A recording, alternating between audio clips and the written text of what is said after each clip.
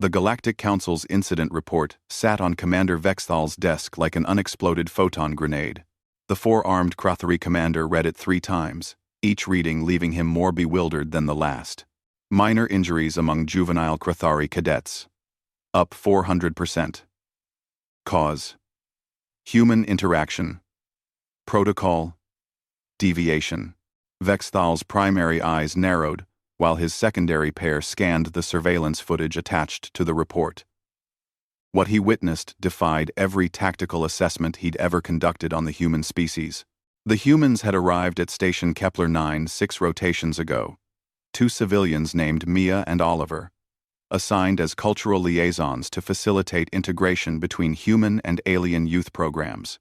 The Cthari, apex predators from a high-gravity death world, had initially scoffed at the arrangement.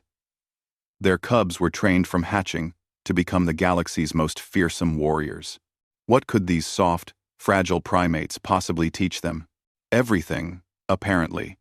And nothing Vexthal had anticipated. On the training grounds, young Cthari cadets, each standing 7 feet tall, with obsidian scales and retractable claws, surrounded the human female, called Mia. She stood barely 5.5 feet, her skin pale and vulnerable, without a single natural weapon visible on her body.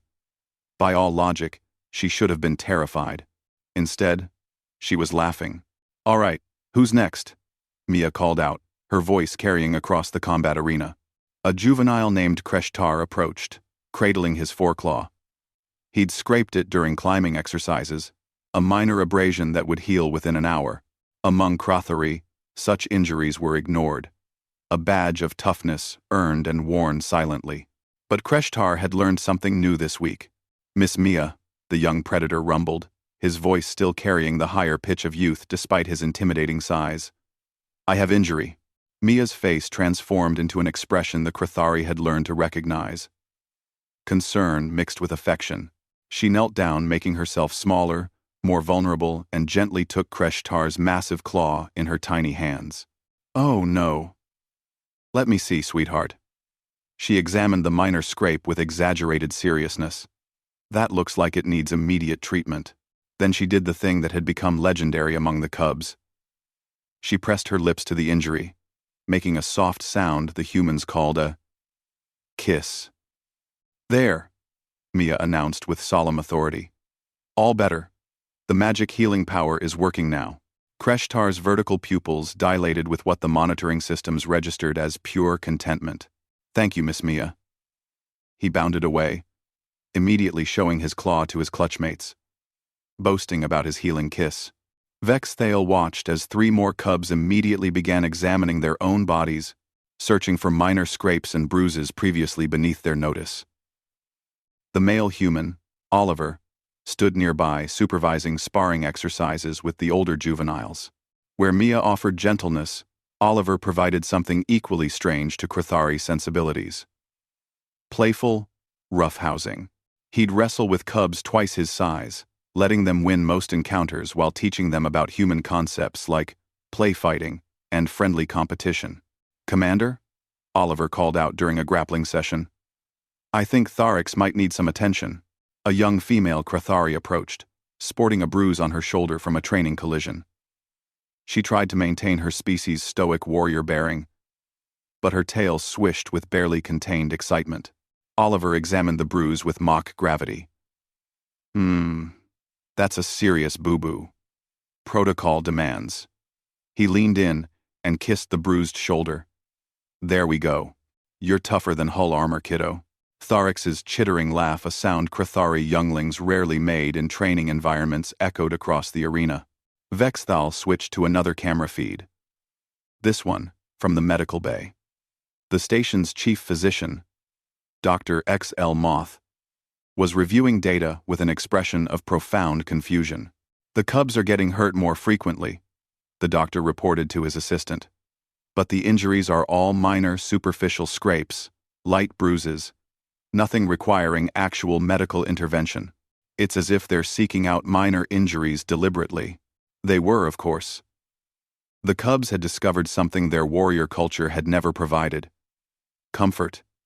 Not weakness, not coddling, but genuine care in response to pain, no matter how small. The humans called it kissing boo-boos. The Cthari cubs called it magic. What neither species fully understood yet was the deeper transformation occurring. The cubs weren't becoming soft combat performance metrics showed continued improvement.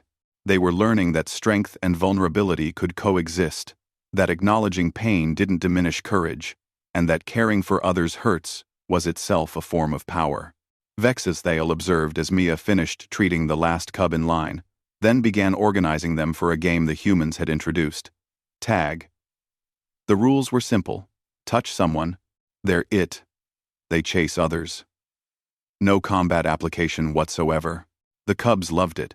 They sprinted across the training grounds with abandon. Their fearsome roars transformed into sounds suspiciously close to laughter.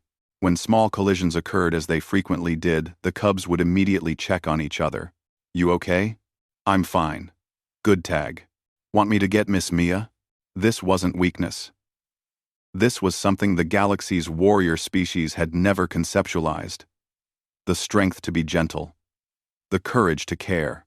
Later, Vexthale found himself in the observation deck with both humans, discussing the incident report. You're teaching them to seek attention for minor injuries, he stated, trying to maintain his command presence. This isn't warrior behavior. Mia met his gaze without flinching. We're teaching them that all injuries matter. That they matter. Your cubs are still fierce. They're just not alone anymore, Oliver added. You train them to ignore pain, which has merit. But we're showing them there's a time for that. And a time to acknowledge hurt and heal. They're learning balance.